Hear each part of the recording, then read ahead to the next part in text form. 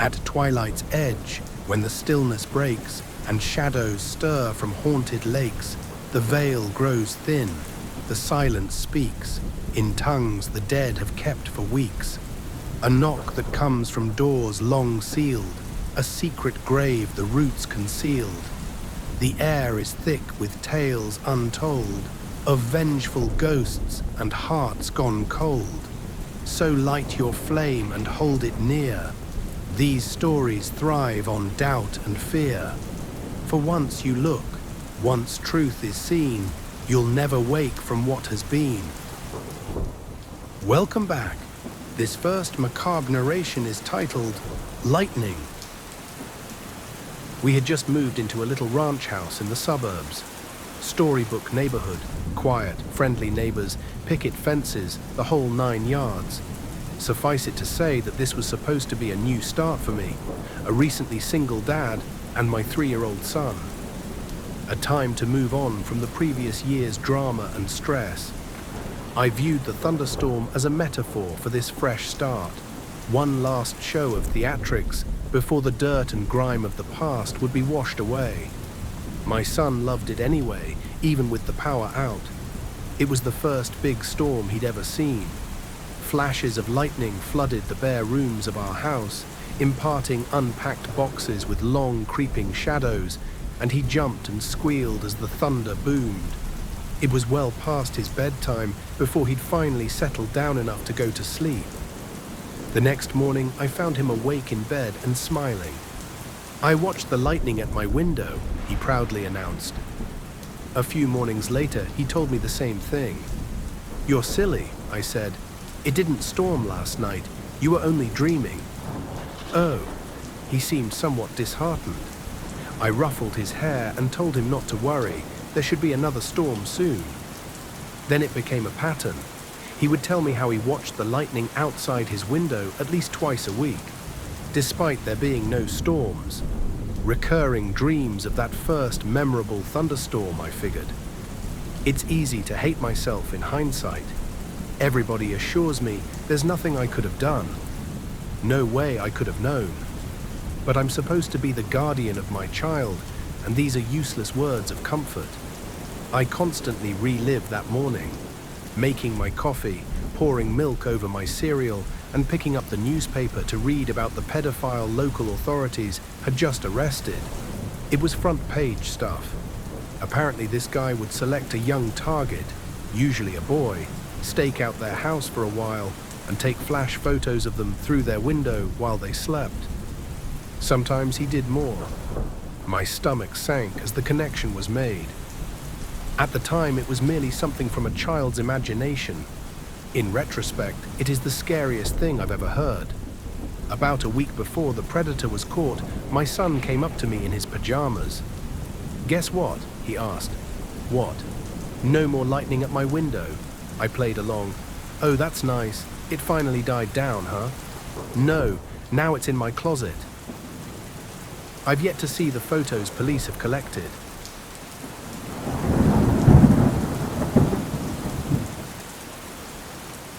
This next story is called The Elusive Genius of Dr. Monroe.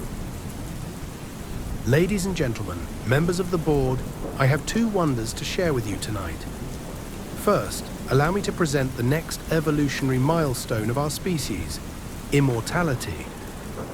Ever for theatrics, Dr. Monroe says this with arms outstretched, his burgundy dress coat flowing with every gesture. There's a collective gasp from the audience when the curtain drops and the pale, topless form of a seated man makes his appearance. Shackles pin his wrists to the arms of the chair. His face eerily mirrors the confusion of the onlookers.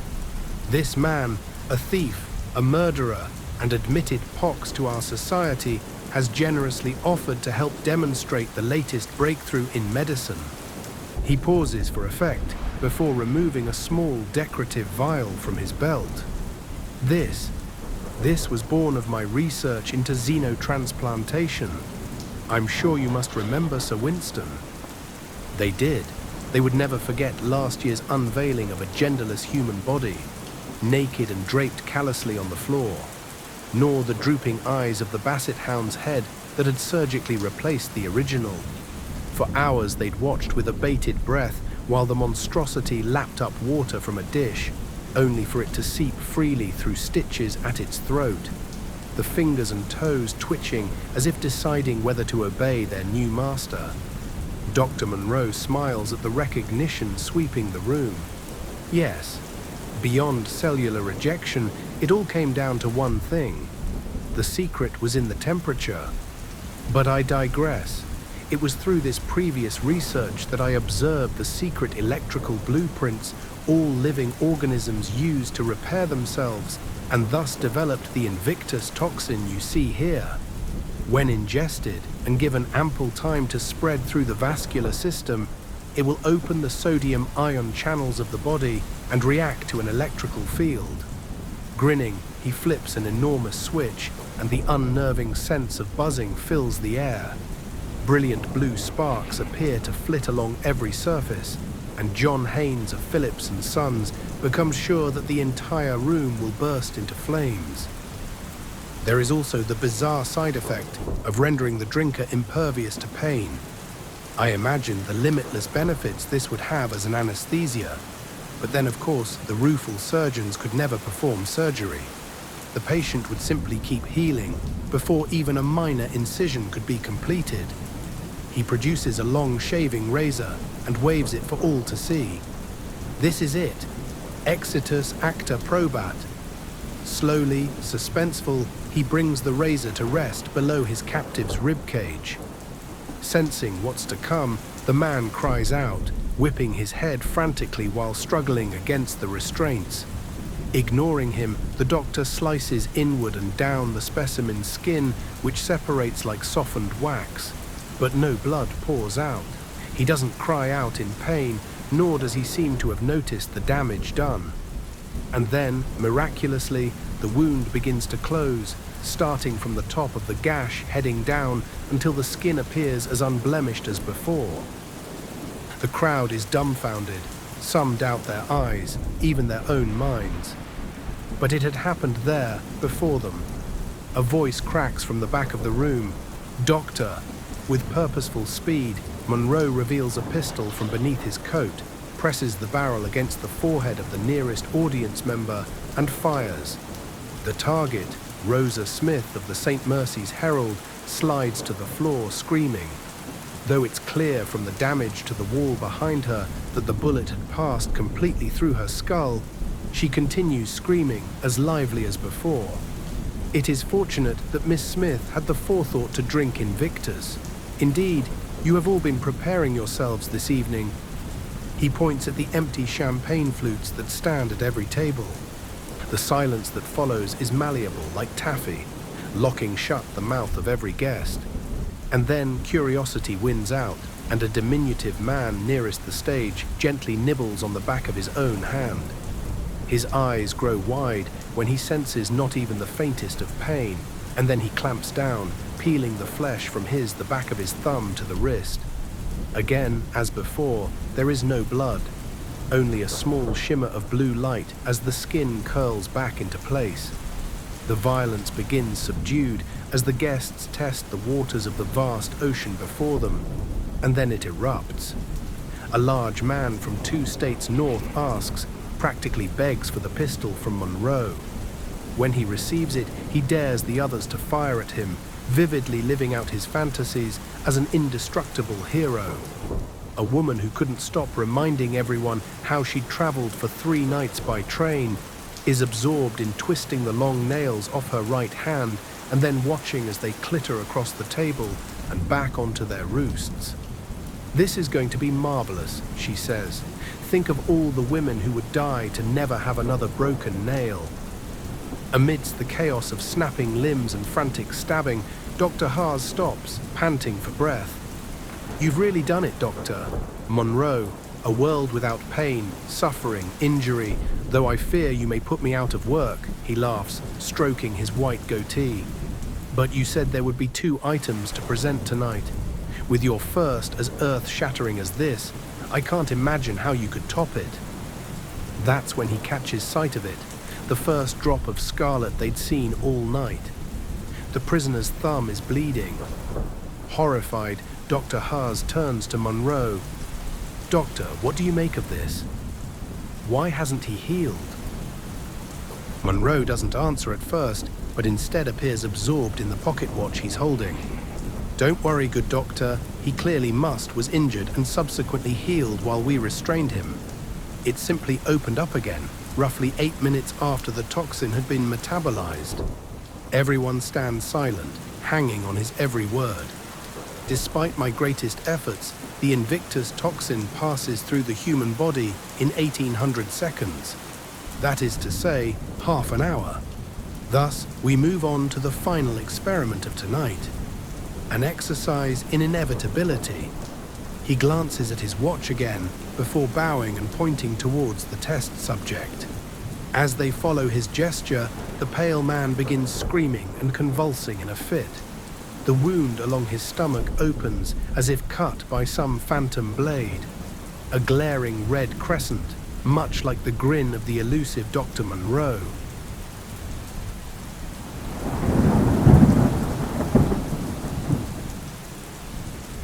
This next story is called Lost Episodes. I don't want to burst anyone's bubble here, so if you believe in haunted, lost episode legends and enjoy living in that world, maybe this isn't the post for you.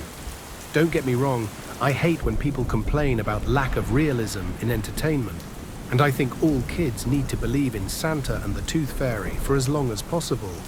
But this is different. Back in the 80s, I met this dude, Sid, who used to cut old VHS tapes and shit. It was more than a hobby for him. It was pretty much his entire life. His parents were a bit more wealthy than I'd been blessed with, so when we were teenagers and I was slaving away at a Scats, yes, Scats, fast food restaurant, he just hung out around the house, cutting tapes, all day, all night. Of course, as you get older, things in your past become a bit clearer, and I think he might have been borderline autistic. Or maybe he was a very high-functioning person with Asperger's.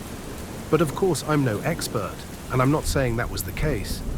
It's just the best and quickest way I can think of to explain his personality and this obsession with cutting tapes, cutting tapes, cutting tapes. It started when he saw Old Yeller as a little kid. For whatever reason, his parents let him watch that shit. If you're unfamiliar with it, it's the tale of a boy and his dog. I hope I don't have to announce the spoiler on such an old-ass movie. But in the end, the boy has to shoot his own dog because it's rabid. Sid didn't appreciate this. His dad photographed and videotaped weddings, so he showed Sid how to operate some of the machines. And Sid cut out the ending, replacing it with an earlier, happier scene, as if Old Yeller just suddenly got better off-screen. He watched the tape obsessively after that, even into his early teens when I'd first met him. He made me watch it once to show how he fixed it, and I could actually picture him as a little boy once he started applauding and cheering his own faux ending. I don't want to say I was a bad influence, but after I saw it, I asked if he could do that with other movies. My major interest was perhaps taking a film or two and cutting in some nude frames the actresses hadn't really done. Don't worry though. I never had the guts to actually ask if he would. I just imagined how cool it would be. Often, Sid told me that yes, he could fix any movie he wanted. In fact, he had done it with a few others. He had a copy of a Ghostbusters cartoon and, I shit you not, every single ghost was completely removed. The story made no sense, there was no continuity, but he had accomplished it, and I was very impressed. I guess in the time of VHS, these things seemed more magical than they do nowadays. As time went by, I encouraged Sid to edit more movies, but with different purposes. Instead of whitewashing all the scary stuff like he'd wanted to do, I got him to see the light on how awesome he could make things. Somewhere out there, this chubby Star Wars nerd from our high school has all 3 original films flawlessly cut together, with edited-in effects that would have made George Lucas himself cry out, "Enough meddling." We charged him like $20 for the only copy because we were idiots. Anyway, this went on for a while before I lost most of my interest in it. It was more of a goof for me than it was for him. This is the point where I started working, started driving, started taking bases with local girls, while he just got more and more involved in cutting those tapes. I think his favorites were cartoons. When The Simpsons came around, he went apeshit with those. Now his edits weren't so much fixing things as just breaking them in interesting ways.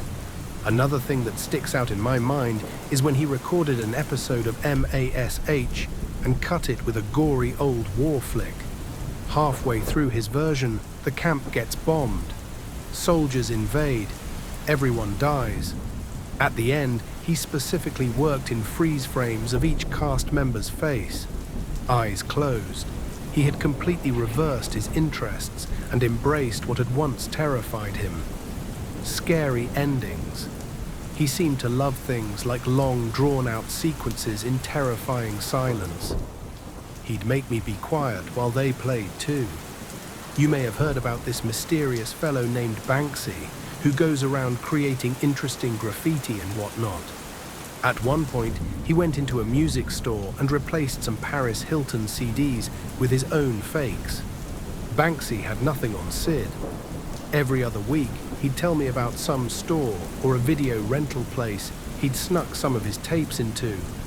He swapped out the real ones for his versions, and then he'd start all over by cutting the ones he had stolen.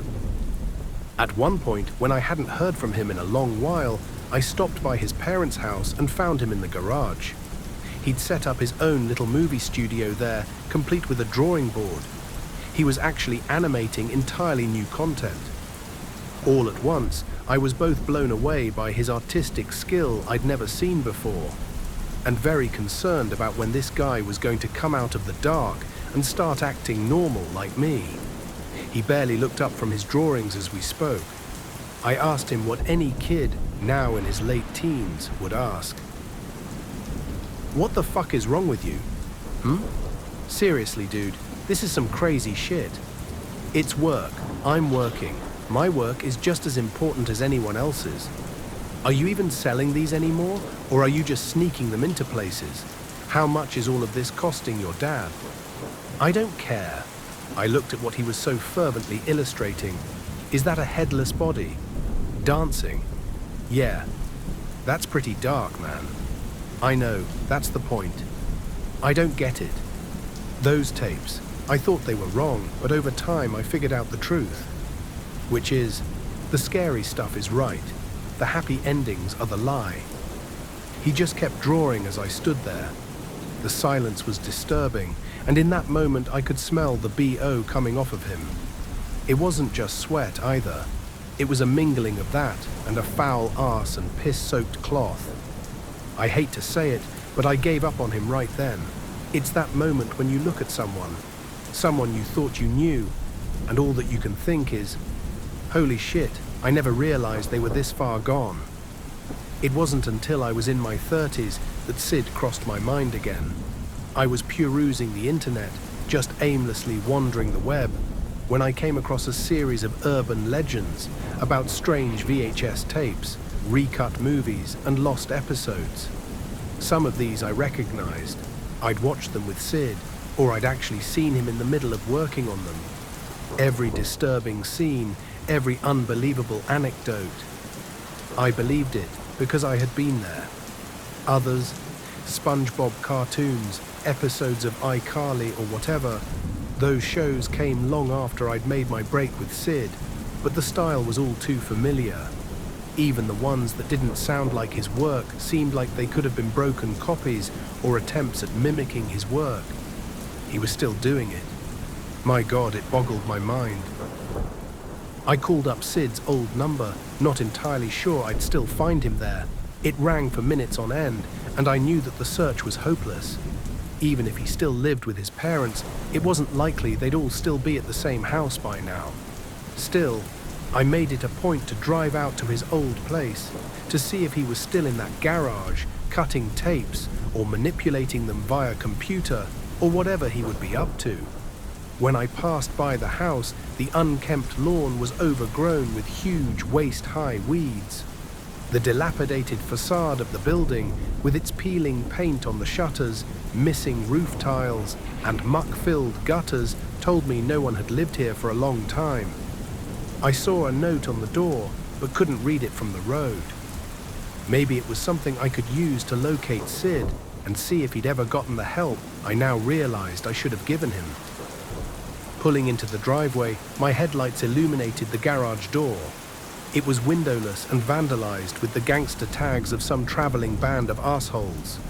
The note on the door, as one might expect, spoke of a certain bank now owning the property.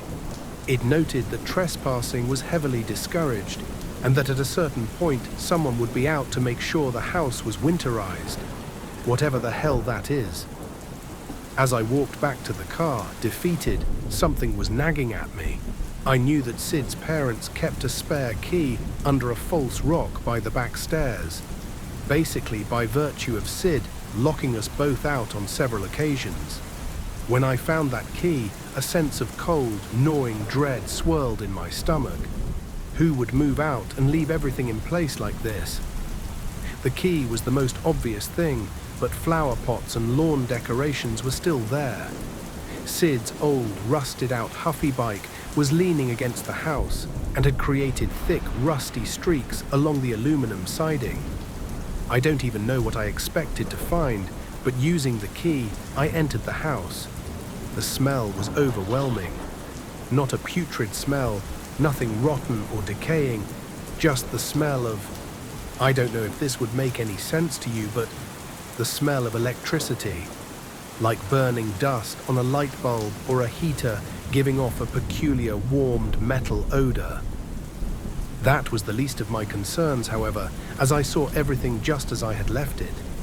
Everything Sid's family owned was frozen in time. The dining room table we'd all sat at on many occasions was dust-covered and supported an emaciated dead rat which had all but turned to dust. The television, that bulky, oversized television set, we'd all sat around to watch Sid's tapes and laud his creativity. It sat where it always had been, silently displaying a violent bombardment of black and white static. As I moved through the rooms, the sense of panic and discomfort within me only grew. Every fiber of my being was shouting, "Run! Run, you fucking idiot!" Still, I pressed on into Sid's bedroom. It was now empty and in disrepair, his prized action figures and blank videotapes, hundreds of videotapes, stale and water-damaged. I almost wanted to call out, to shout Sid, and wait for him to appear as if nothing was out of the ordinary.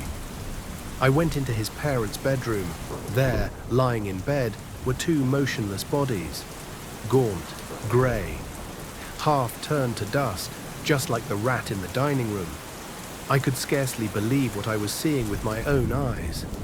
Not only were two dead bodies slowly dissipating within the confines of this once idyllic suburban household, but nobody had even checked on them. Nobody had discovered this until now. My mind raced, my heart raced. The only things that wouldn't move were my feet, which remained glued to the spot. Sid, I thought, must have done this. There was no way the two of them would just lie down one night and simultaneously die of natural causes. Sid had said he didn't care about his parents, and when was the last time I had seen them? God, I hadn't seen them for days, maybe weeks before the last time I talked to Sid. When I finally left the room, I took out my cell phone and began dialing 911. However, as soon as I lifted it to my head, an ear-splitting shriek of interference nearly caused me to fling the object across the room. I rushed to the kitchen phone, squealing static. I tried the living room phone just to be thorough. Static. It wasn't until I put the receiver back down that I heard it. Music.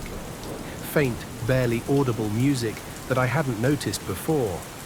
It seemed to be some repeating melody, happy and light. Some flutes, maybe a whole horn section. I followed the peppy tune to the in-house door to the garage. Pressing my ear to the door's dirty surface, I determined that the music was indeed coming from just beyond. "Sid," I called out, barely managing to form the name with cold, bloodless lips. "Sid, are you in there? Are you all right?" I tried the door only to find it somehow locked from the other side. It was no matter, since one wild kick nearly knocked the rotting wood off its hinges. "SID," I shouted as the dust slowly cleared. Through the haze, I could only see the light of a television screen. Vibrant colors, blue, green, yellow. Soon I could make out a cartoon playing on the screen. Then the silver wires running from the set itself to some dark mass. Then the dark mass took shape as my eyes adjusted to the odd lighting. It was Sid, or rather his body. Not dead nearly as long as his parents, seated in an old office chair. The wires from the television set led directly to his body, eventually disappearing into several old, crusted-over holes in his leathery flesh. Through a small, worm-eaten opening in his ribs, I thought I could see more metal inside of him. I walked to Sid's side, holding my hand over my mouth for fear of vomiting.